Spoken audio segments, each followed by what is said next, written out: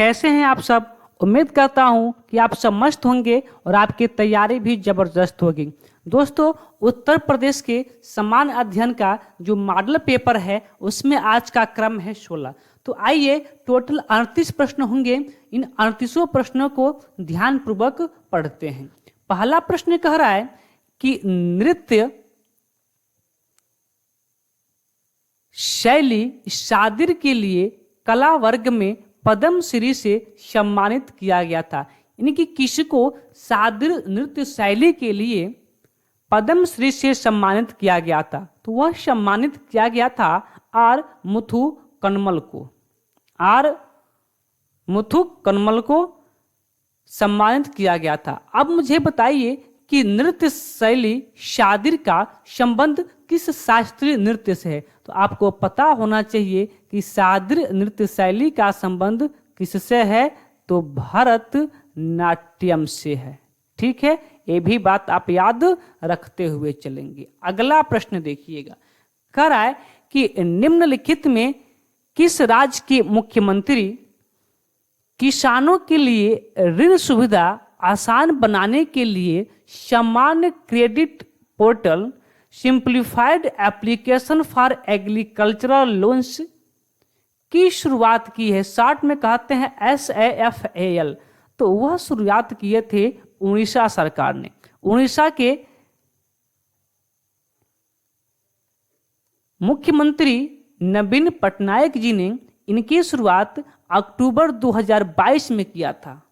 अक्टूबर 2022 में किया था। ठीक है, अगला प्रश्न कह रहा है कि संस्कृत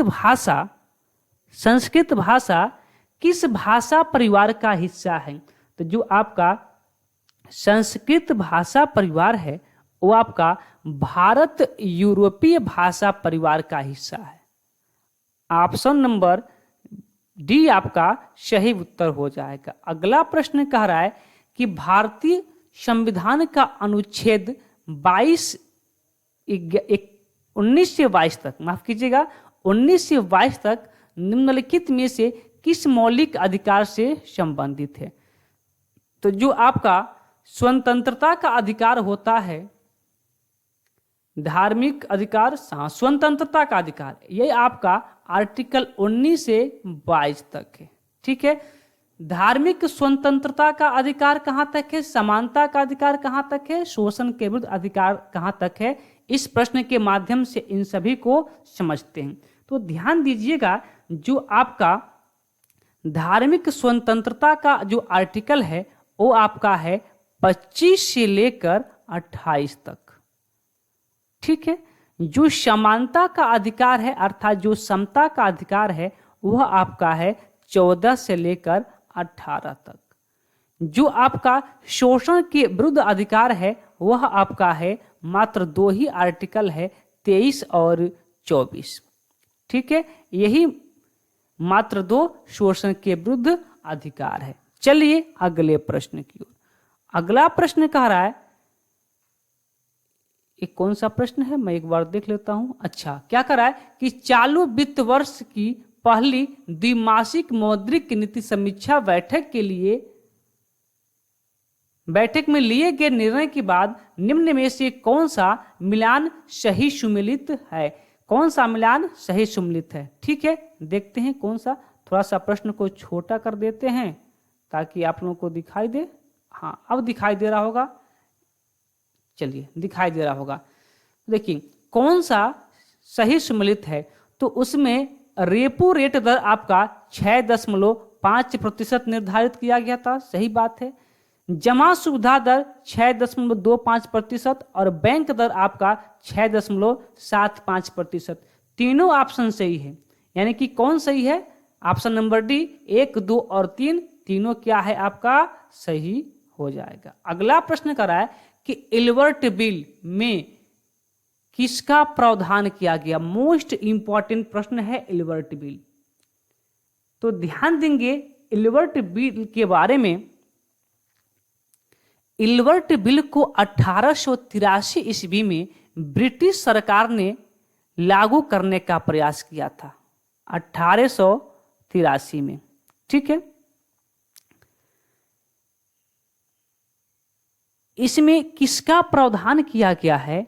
तो ब्रिटिश और भारतीय न्यायाधीशों के बीच जो समानता था, समानता स्थापित करने का प्रावधान किया गया था। ऑप्शन नंबर डी आपका सही उत्तर हो जाएगा। अगला प्रश्न देखिए, कह रहा है कि भारत अपनी अधिकांश पश्चिमी सीमा किस पड़ोसी देश के साथ साझा करता है? तो ये तो प्रश्न आपको बिल्कुल आसान सा प्रश्न लग रहा होगा, क्योंकि जो आपका मान लीजिए कि ये आपका यदि भारत है तो पश्चिम ये होगा, और यहाँ पश्चिम में कौन सा देश है? तो वही कौन है? पाकिस्तान, अर्थात पाक है। तो सबसे अधिक सीमा पश्चिम में पाकिस्तान के साथ सीमा साझा करता है। अगला प्रश्न कह रहा है कि कोबी ब्रायंट खेल के प्रसिद्ध खिलाड़ी हैं। तो कोबी ब्रायंट खेल के प्रसिद्ध जो खिलाड़ी आपके हैं, एक मिनट, अच्छा ठीक है, हाँ, किस खेल के खिलाड़ी हैं? तो वह हैं बास्केटबॉल के। ऑप्शन नंबर ए आपका सही उत्तर हो जाएगा। अगला प्रश्न कह रहा है कि मध्य प्रदेश का गांधी सागर बांध मोस्ट इंपॉर्टेंट बांध है। गांधी सागर बांध मोस्ट इंपॉर्टेंट बांध है, ठीक है। कह रहा है कि किस नदी पर बना है? तो जो गांधी सागर बांध है मध्य प्रदेश में चंबल नदी पे बना हुआ है, ठीक है। अब आप मुझे बताएंगे कि सबसे अधिक बीहड़ का निर्माण कौन सी नदी करती है? सबसे अधिक बीहड़ का निर्माण कौन सी नदी करती है? एक बात और याद रखेंगे कि मध्य प्रदेश के किस जिले में गांधी सागर बांध है? तो वह आपका है मंदसौर जिले में। मध्य प्रदेश के एक जिला पड़ता है मंदसौर।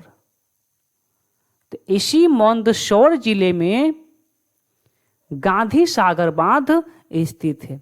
चलिए अगले प्रश्न की ओर। प्रश्न कह रहा है कि केलुचरण महापात्र निम्नलिखित में से किस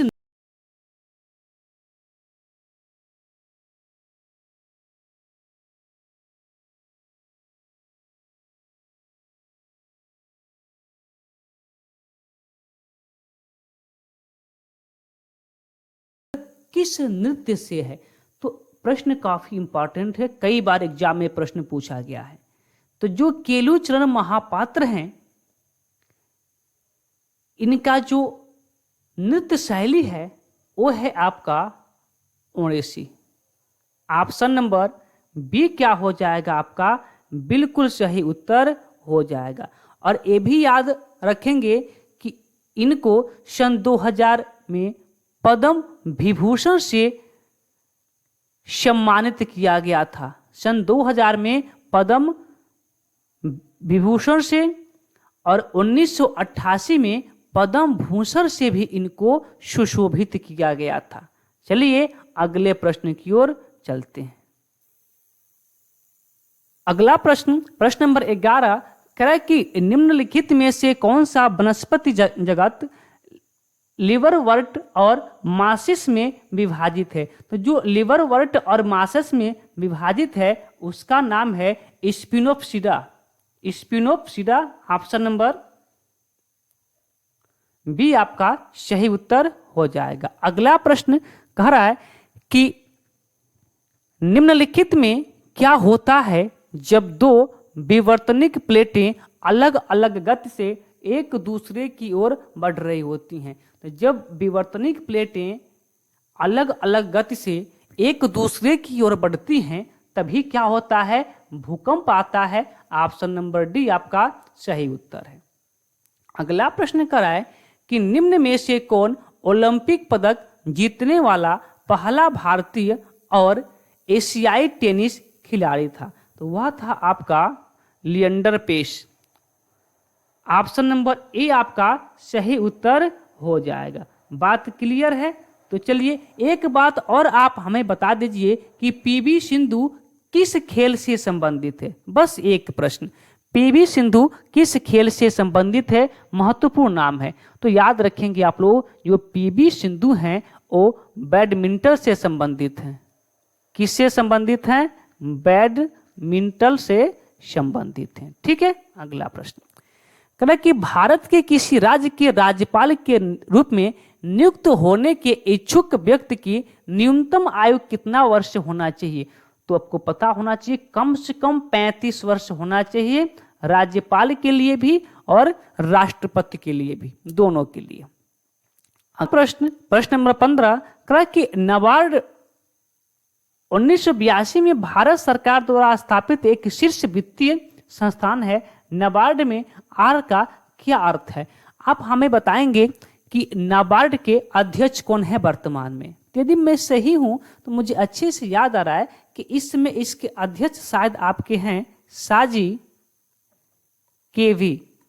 आप जरूर एक बार इनको देख लेंगे। ठीक है, शायद नाबार्ड के इसमें अध्यक्ष यही हैं। ठीक है, चलिए आपको बताना है कि आर का अर्थ क्या है और हम जानना चाहते हैं कि आप नाबार्ड का पूरा नाम ही बता दें। तो ध्यान से सुनिएगा, मैं लिख नहीं रहा हूं नाबार्ड का पूरा नाम। नाबार्ड का पूरा नाम होता है national bank for agricultural and rural development. Hindi में होता है राष्ट्रीय कृषि और ग्रामीण विकास बैंक। तो आर का अर्थ क्या हो रहा है? रूरल। ऑप्शन नंबर बी आपका सही उत्तर हो जाएगा। अगला प्रश्न कह रहा है कि एक आवेशित वस्तु द्वारा किसी दूसरी आवेशित अथवा अनावेशित वस्तु पर लगाया गया बल क्या कहलाता है? स्थिर वैद्युत बल कहलाता है।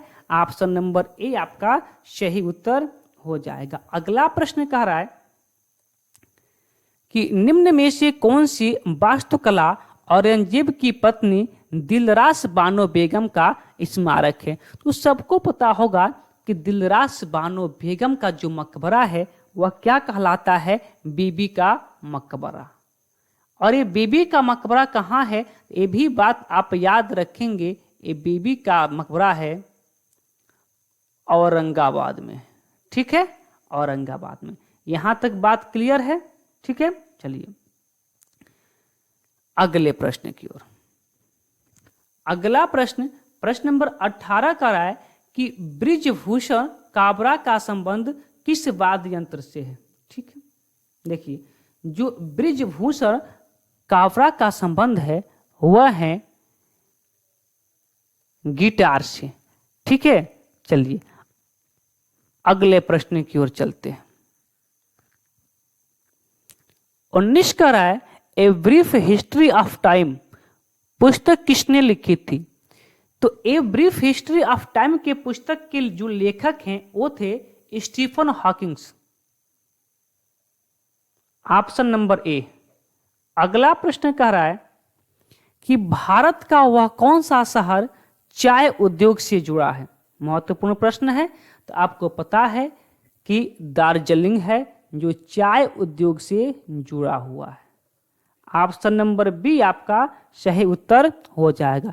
एक प्रश्न आप हमें बता दीजिए कि चाय के उत्पादन में भारत के किस राज्य का प्रथम स्थान है? यानी कि किस राज्य में सबसे अधिक चाय का उत्पादन होता है भारत में?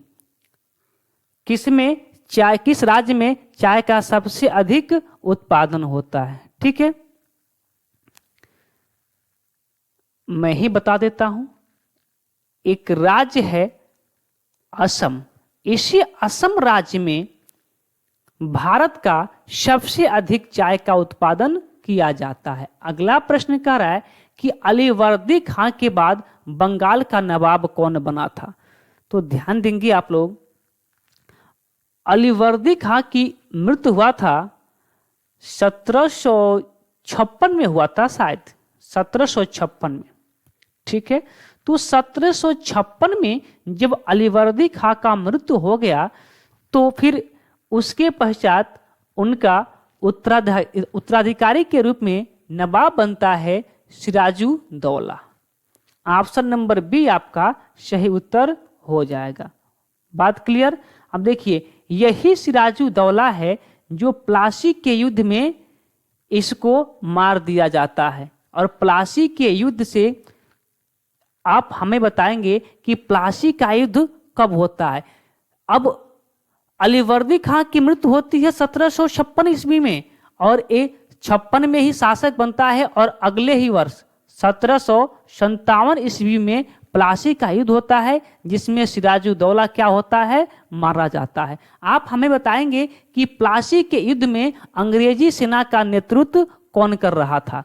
चलिए अगले प्रश्न की ओर। अगला प्रश्न कह रहा है कि निम्नलिखित में से कौन कोशिकाओं की खोज करने वाला पहला जीव वैज्ञानिक था। तो सबको पता है कि कोशिका की खोज करने वाला पहला जो व्यक्ति था वह था Robert Hooke. Option number A आपका सही उत्तर हो जाएगा। एक प्रश्न और मुझे यहां से याद आ रहा है कि ग्रेगर जॉन मेंडल किसके जनक कहे जाते हैं। तो ये भी बात याद रखिएगा, ग्रेगर जॉन मेंडल आपके आनुवांशिकी का जनक कहे जाने वाले वैज्ञानिक हैं, ठीक है, जिन्होंने अपना पहला प्रयोग किस पे किया था, मटर के पौधे पे किया था, ठीक है। चलिए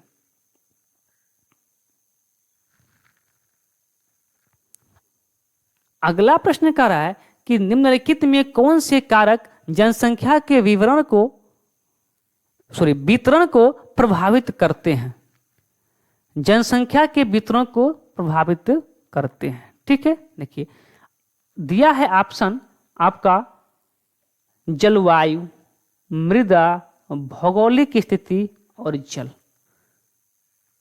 थोड़ा सा प्रश्न आपको नहीं दिख रहा होगा, थोड़ा छोटा करते हैं या फिर इतना पे छोटा करना ही पड़ेगा। चलिए माफ कीजिए, हमने छोटा किया, ठीक है। अब आपको प्रश्न दिख रहा होगा, दिख रहा ना, दिख रहा होगा।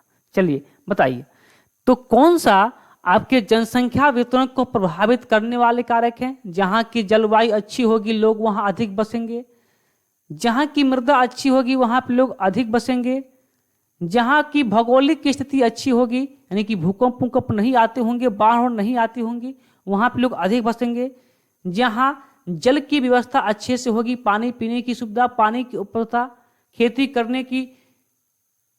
करने के लिए सिंचाई की व्यवस्था, ये जहां ज्यादा होंगे वहां पे क्या होंगे, जनसंख्या वितरण अधिक होंगे, और जहां पे सब नहीं होंगे वहां पे जनसंख्या क्या होगी, कम होगी। अर्थात ऑप्शन नंबर ए आपका सही उत्तर हो जाएगा। चलिए अगला प्रश्न कर रहा है, किस स्वतंत्रता संग्राम के दौरान महात्मा गांधी जी ने करो या मरो का नारा दिया था। तो करो या मरो का नारा दिए थे महात्मा गांधी भारत छोड़ो आंदोलन के तहत, ठीक है। भारत छोड़ो आंदोलन की शुरुआत कब किया गया था, मोस्ट इंपॉर्टेंट क्वेश्चन। तो याद रखेंगे, भारत छोड़ो आंदोलन की शुरुआत हुआ था 8 अगस्त 1942 में, ठीक है। यहां तक बात क्लियर। और इसी में गांधी जी ने कहा था अब करो या फिर मरो। अगला प्रश्न कर रहा है कि हैलोवीन हर वर्ष किस तिथि को मनाया जाता है।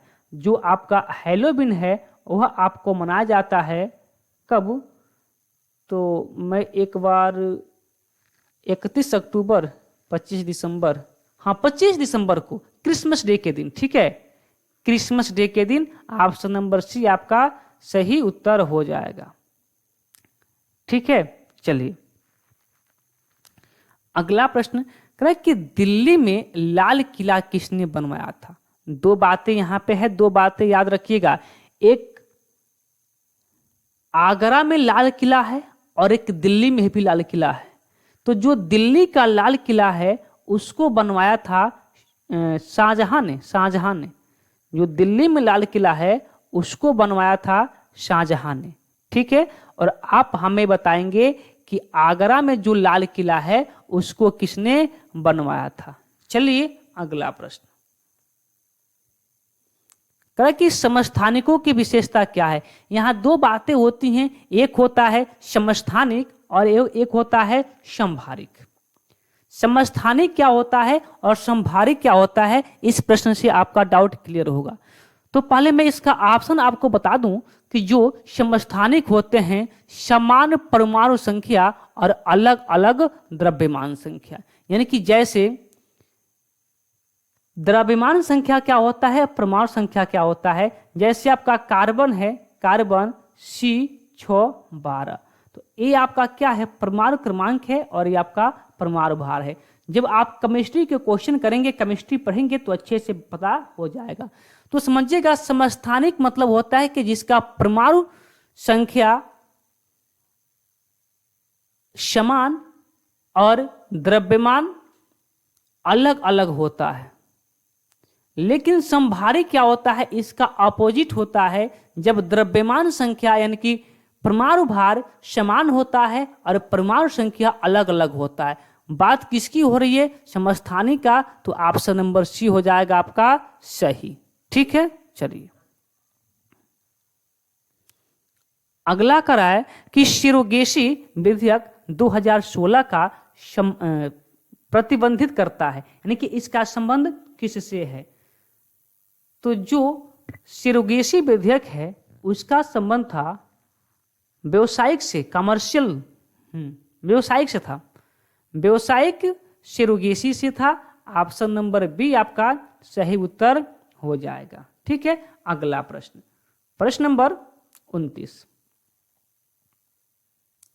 कहे कि निम्नलिखित में से किसी मणिपुर के महाराजा द्वारा प्रदान की गई नृत्याचार्य की प्रतिष्ठित उपाधि से सम्मानित किया गया था। किसको, एक बार प्रश्न फिर से पढ़ते हैं। तो कि निम्नलिखित में से किसी मणिपुर के महाराजा द्वारा प्रदान की गई नृत्याचार्य की प्रतिष्ठित उपाधि को सम्मानित किया गया था। अच्छा ठीक है, तो वह उपाधि दिया गया था गुरु बिपिन सिंह को। ऑप्शन नंबर सी आपका बिल्कुल सही उत्तर हो जाएगा। चलिए अगला करा कि धनगर नृत्य के धनगर समुदाय से संबंधित है, यानी कि धनगर नृत्य किस राज्य के धनगर समुदाय द्वारा मनाया जाता है, ये पूछ रहा। ठीक है, धनगर नृत्य के धनगर समुदाय के द्वारा मनाया जाता है, यानी कि किस राज्य के धनगर समुदाय के द्वारा मनाया जाता है, तो वो है गोवा। ठीक है, गोवा के धनगर समुदाय के द्वारा ये धनगर नृत्य मनाया जाता है। अगला प्रश्न कह रहा है 31 कि उत्तर प्रदेश में जैन एवं बौद्ध दोनों धर्मों का प्रसिद्ध तीर्थ कौन सा है, तो वह आपका होता है कौशाम्बी। ठीक है, ये जैन और बौद्ध दोनों का प्रमुख तीर्थ स्थल है। ठीक है, चलिए अगला कह रहा है कि ढोला लोकगीत लोकप्रिय, अच्छा कि ढोला लोकगीत किस राज्य के लिए लोकप्रिय है, यानी कि किस राज्य में ये लोकगीत गाया जाता है। तो जो ढोला लोकगीत है वो आगरा और मेरठ के क्षेत्र में गाया जाता है। ऑप्शन नंबर आपका ए बिल्कुल सही उत्तर हो जाएगा। अगला प्रश्न कर रहा है कि निम्नलिखित में से कौन सा सही सुमेलित नहीं है। कह रहा है कि उत्तर प्रदेश का सबसे पुराना विश्वविद्यालय इलाहाबाद विश्वविद्यालय है, सही बात है। नौचंडी मेला मेरठ में लगता है, सही बात है, लगता है। भारत कला भवन बनारस में है, सही बात है। और चौरसिया नृत्य गोरखपुर में, यही आपका क्या है, गलत ऑप्शन हो जाएगा। ठीक है, चौरसिया जो नृत्य है वो जौनपुर में मनाया जाता है, नो कि गोरखपुर में। कहाँ पे, जौनपुर में, जौनपुर में मनाया जाता है, गोरखपुर में नहीं। तो ऑप्शन नंबर डी आपका सही उत्तर हो जाएगा। अगला प्रश्न कह रहा है कि अगस्त 2023 में उत्तर प्रदेश के किस जिले में मेजर ध्यानचंद म्यूजियम का लोकार्पण किया गया है। मोस्ट इंपॉर्टेंट प्रश्न है, याद रखेंगे। तो हमारे मुख्यमंत्री योगी आदित्यनाथ जी ने अपने झांसी जिले में मेजर ध्यानचंद म्यूजियम का लोकार्पण किया है? आप हमें बताएंगे कि ध्यानचंद किस खेल से संबंधित थे। मोस्ट इंपॉर्टेंट क्वेश्चन है कि मेजर ध्यानचंद किस खेल से संबंधित है। अगला प्रश्न कि हाल ही में भारतीय वायुसेना ने अपना एयर शो किस जिले में आयोजित किया था? तो कब आयोजित हुआ था? मुझे अच्छे से याद है कि 2023 में अक्टूबर था। अक्टूबर, हाँ याद आया, 8 अक्टूबर को, 8 अक्टूबर 2023 को, ठीक है। एयरफोर्स ने, वायुसेना ने अपना एयर शो आयोजित किया था किस जिले में? तो वह जिला का नाम था प्रयागराज, ठीक है। ऑप्शन नंबर बी आपका सही उत्तर हो जाएगा, ठीक है। चलिए अगला प्रश्न, थोड़ा सा नहीं दिख रहा होगा आप लोगों को, लेकिन अब दिख रहा होगा ऐसा मुझे उम्मीद है, ठीक है। चलिए कह कि नेशनल मंडेला अंतर्राष्ट्रीय दिवस किस स्मृति में मनाया जाता है? पहला प्रश्न तो यही बताइए कि नेशनल मंडेला अंतर्राष्ट्रीय दिवस, नेल्सन मंडेला, माफ कीजिएगा, नेल्सन मंडेला दिवस कब मनाया जाता है? तो वह मनाया जाता है आपका प्रत्येक वर्ष 18 जुलाई को। 18 जुलाई को नेल्सन मंडेला दिवस मनाया जाता है। और ये किसके लिए मनाया जाता है?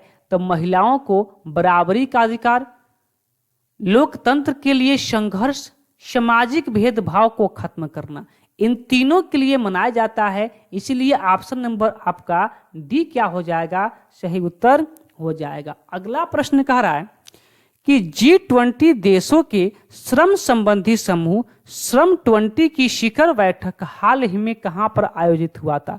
तो जो श्रम बैठकों का आयोजन किया गया था वह आपका किया गया था पटना में। ऑप्शन नंबर सी आपका सही उत्तर हो जाएगा, ठीक है। अगला प्रश्न और आज के लास्ट प्रश्न, प्रश्न नंबर 38। प्रश्न नंबर 38 थोड़ा सा बड़ा प्रश्न है, थोड़ा सा छोटा कर दिया जाए, 1 मिनट। चलिए दिख रहा होगा, नहीं दिख रहा है ना, हम जूम आउट कर देते हैं। लीजिए अब दिख रहा होगा, अच्छे से दिख रहा है ना। चलिए पढ़िए प्रश्न। कह कि 21 जून 2023 को 9वां अंतर्राष्ट्रीय योग दिवस मनाया गया। इस संदर्भ में निम्न कथनों में से कौन सा कथन आपका सत्य है? कह कि इस दिवस का राष्ट्रीय कार्यक्रम जबलपुर में आयोजित किया गया था। सही बात है।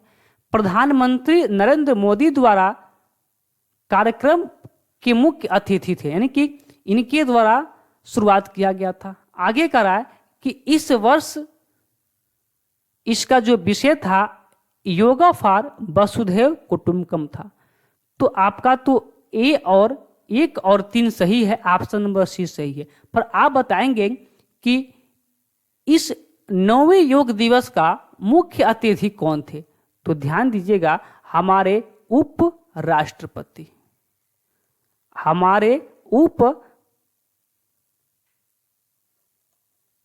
राष्ट्रपति जी इसके मुख्य अतिथि रहे थे, जिनका नाम आपको पता होगा कि जगदीप धनखड़ जी वर्तमान में हमारे उप राष्ट्रपति हैं। बात क्लियर?